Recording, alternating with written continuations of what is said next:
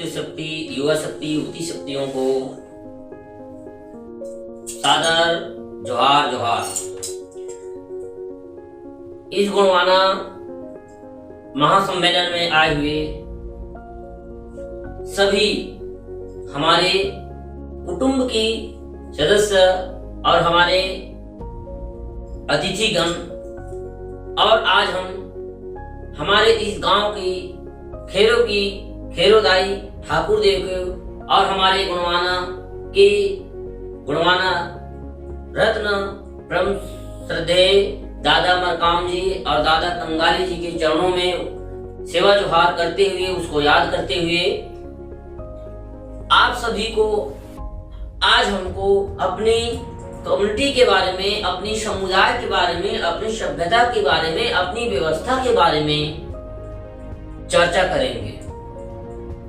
जैसे आज हर वर्ग, हर कम्युनिटी का अपना अपना व्यवस्था है, अपना अपना एक परंपराएं हैं, और उनको अपनी अपनी परंपराओं के अनुसार जिस प्रकार से हिंदुओं का वेद शास्त्र, मुस्लिमों का कुरान, सिखों का गुरु ग्रंथ, ईसाइयों का बाइबिल है, उसी प्रकार से हमारी गुणवाना के गुणियन जनों का क्या है।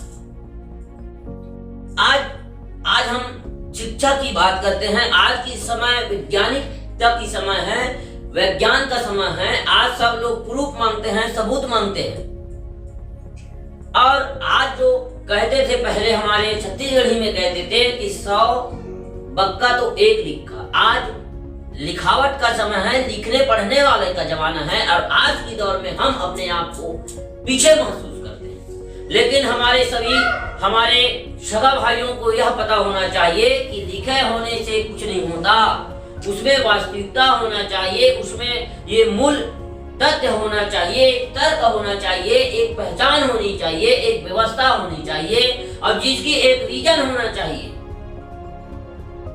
आज लिख दिया, कई कपोल कल्पित कहानी कोई भी लिख देता है, लेकिन आज जो हम जिस चीज को बात करते हैं, अलौकिक मतलब अलिखित व्यवस्था की बात करते हैं, अलिखित सभ्यता की बात करते हैं, अलिखित समाज की इतिहास की बात करते हैं।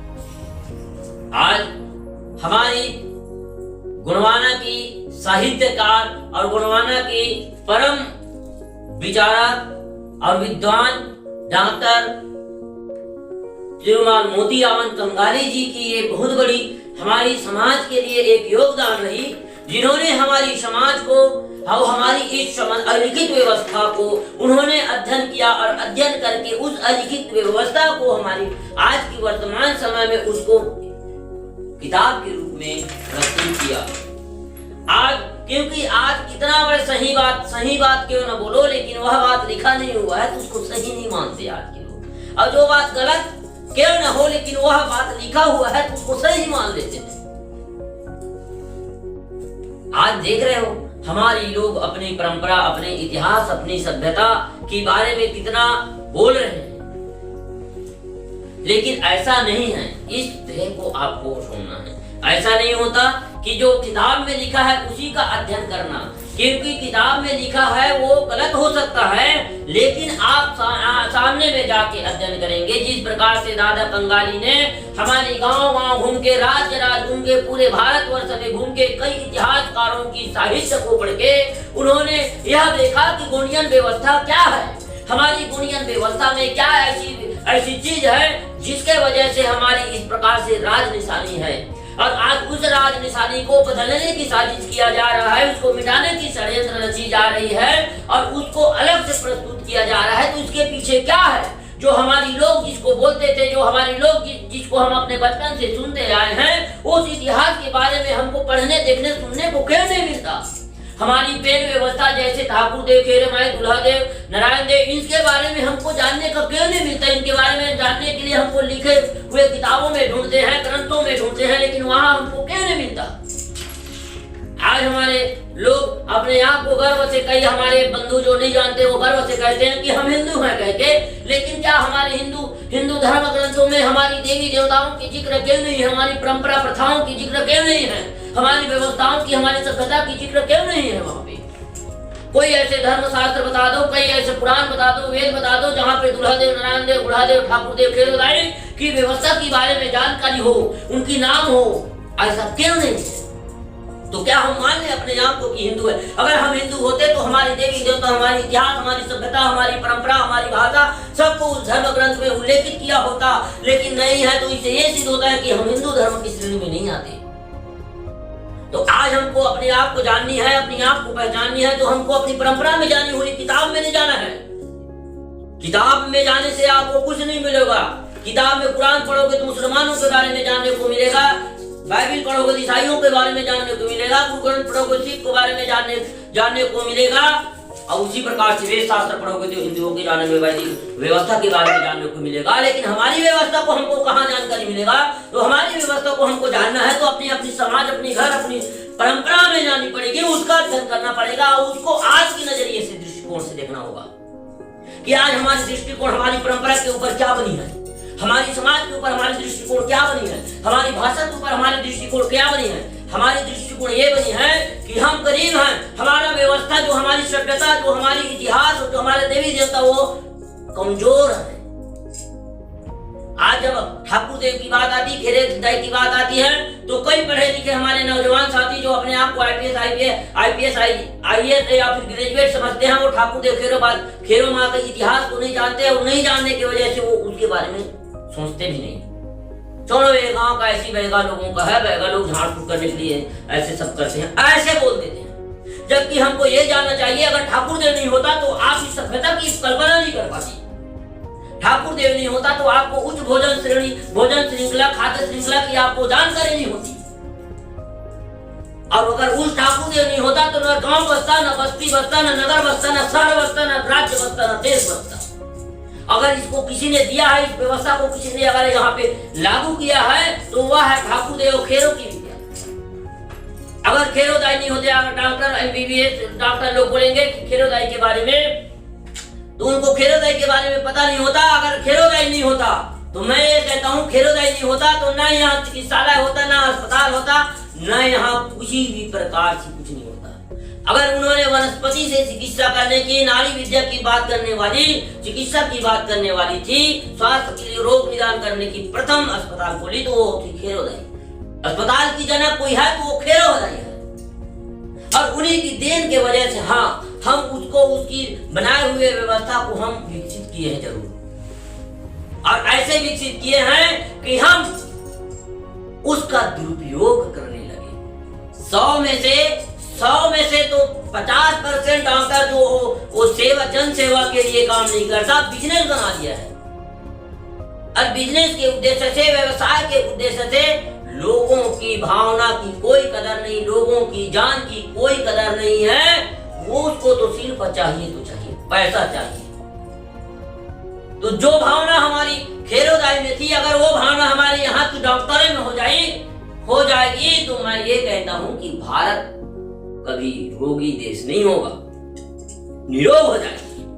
तो आज हमको उस व्यवस्था को पालन करना है, उस व्यवस्था को बारे में जानना है। और मैं तो आपको डंके की चोट से कहता हूं, जो व्यक्ति अपनी हमारी गुणियन व्यवस्था को, गुणियन सभ्यता को, गुणियन जीवन शैली को अगर जान लिया, समझ लिया, अध्ययन कर लिया, तो वो कभी किसी को उच्च नहीं मानेगा। इसलिए आपको अपनी व्यवस्था को अध्ययन करना है तो किताबों में नहीं, अपनी मूल परंपरा में जानी होगी, मूल व्यवस्था सभ्यता में जानी होगी। और उस सभ्यता को आप आज की वर्तमान सभ्यता, आज की वर्तमान व्यवस्था, आज की वर्तमान जीवन शैली में तुलना करके देखिए, आपको कौन सही और कौन गलत है आप खुद समझ जाइए। मेरे को बताने की आवश्यकता नहीं है, आपको समझाने की आवश्यकता नहीं है। आप उसको दोनों में तुलना करके देखिए, आप बिल्कुल समझ जाइए, समझ जाएंगे। हमारे और कई जने हम आजीवन यही हमारे पूर्वज कहते आए। अब रावण की बात आती है तो महिषासुर की बात आती, कई ऐसे वेद पुराणों में कई ऐसे तर्कात्मक ढंग से दिए है। जो धर्म को मानता है, धर्म के अनुसार से चलता है, जो ईश्वर को मानता है, जो भगवान को मानता है, वही धर्म। अब हम ईश्वर को नहीं मानते, हम भगवान को नहीं मानते, तो क्या हम मानव नहीं है? क्या हमारे अंदर भावना नहीं है? क्या हमारे अंदर प्रेम नहीं है? क्या हमारे अंदर करुणा नहीं है? जो धर्म को मानेगा उसी के अंदर ये सब चीज रहेगा क्या? और मैं तो ये कहता हूँ सही मानवता वो है, वो धर्म को माने या ना माने। आप ये शास्त्र खोल के देखो, धर्म की जय हो अधर्म की नाश हो, ऐसी जो एक दूसरे की तुलनात्मक और खत्म करने की व्यवस्था परिकल्पना की गई है उसको धर्म शास्त्र मानते हैं। इसलिए मैं धर्म को ही नहीं मानता, ईश्वर को नहीं मानता। अरे ईश्वर कौन है? हमको पैदा कौन किया है भाई? को हम ईश्वर को, अरे हमको ईश्वर ने पैदा किया क्या? हमको भगवान ने पैदा, अरे जो दिखता नहीं है, जिसको आप परिकल्पना करते हैं उसको हम नहीं मानते। हम 5 तत्व को मानते हैं। जो दिखता है, हमारे माता पिता ने हमको पैदा किया, हम उसको मानते हैं। हमारे कुटुंब कुटुला है उसको हम मानते हैं। जो नहीं दिखने वाला, जो नहीं नजर आने वाला, वो हमारी रक्षा क्या करेगी? अगर ईश्वर होता तो हमारी व्यवस्था ये स्थिति नहीं होती। अब कई हमारी ये भी है कि धर्म को छोड़ने से कई हमारी गुणियनों में भी कई प्रकार से आज की संतुलना बात आ गई है। क्या कहते हैं कि धर्म छोड़े धन सिरागे सुन ले। अरे धर्म छोड़ने से धन नहीं सिनाता। हम धर्म को माने ही करते कि धर्म छोड़ देंगे भाई। अब कई बात हमारी ये आती है कि हमारे मूल निवासियों को, हमारे गुणियन समुदाय को धर्मांतरण की जा रही है। अभी आए दिन खबर मिलता है कि धर्मांतरण। अरे जब हमारा कोई धर्म ही नहीं है तो हमको धर्मांतरण करने की सवाल ही नहीं होता। इसलिए आप सभी को यही अपील है कि ये धर्म की धंधा और धर्म की चक्कर में मत पड़िए, ईश्वर की चक्कर में मत पड़िए। हमारी गुणवाना रत्नहास पे दादा मरकाम हर हमेशा कहता था कि भाग्य और भगवान ने हमारे गुणवाना को और गुणियन जन को बर्बाद किया। जब तक आप भाग्य और भगवान के पीछे दौड़ेंगे तब तक आप शासक नहीं बन सकते, आपका विकास नहीं हो सकता, आपको सम्मान नहीं दे सकते। इसलिए भगवान और भाग्य को छोड़ दीजिए। ये सब कुछ काल्पनिक है, ये सब कुछ नहीं होता। वास्तविक जीवन जिए और अपनी समाज के लिए जिए, कुटुंब के लिए जिए। जो दिखता है और उसी के लिए चलिए। मैं ज्यादा ना बोलते हुए आप सभी को आज के इस गुणवाना महासम्मेलन में आए हुए सभी मातृशक्ति पितृशक्तियों को फिर एक बार जोहार करता हूँ। गंगा जोहार जोहार, कुटुंब जोहार जोहार।